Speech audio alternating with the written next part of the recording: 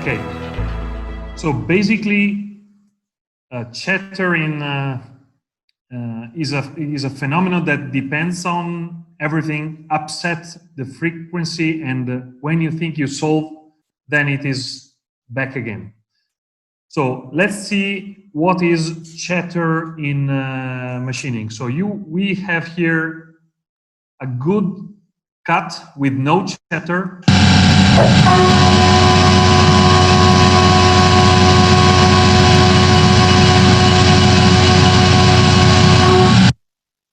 A normal cut, while here you will see a whistle, a very high frequency noise, which is the chatter.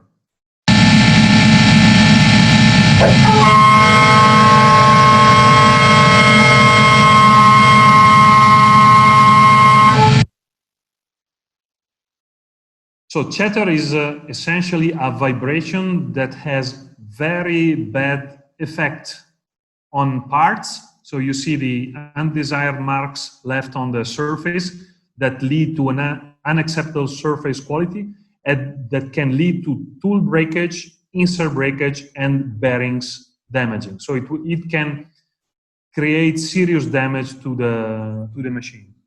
Again, you see a nice cut without chatter, with a good surface quality on the floor.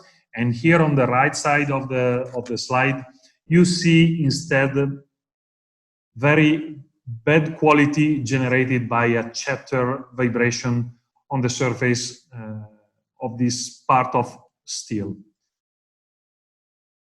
Chatter source when machining aerospace parts are multiple. So it is due to thin-walled features that tend to vibrate. It is related to long tools that you need to use to cut deep pockets. And it is also due to materials. When you are cutting heat-resistant and tough metals. So again, chatter is a sudden vibration phenomenon. It's dangerous for process integrity, and it is very hard to predict. So the theory of chatter is quite complicated and is related to the dynamic stiffness of the machine and of the part. Essentially, it is a vibration that is injecting energy in the system till it goes unstable.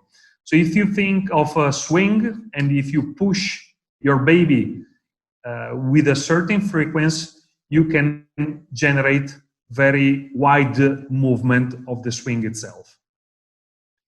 So the solution of this complicated equation is that if the system is completely rigid, you have a constant chip thickness when cutting with a milling machine.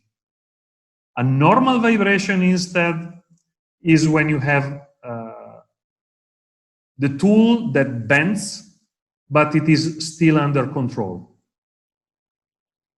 You get chatter instead when you have vibration that become unstable and you reach a moment where the tool does not touch the surface anymore and you hear that high frequency noise.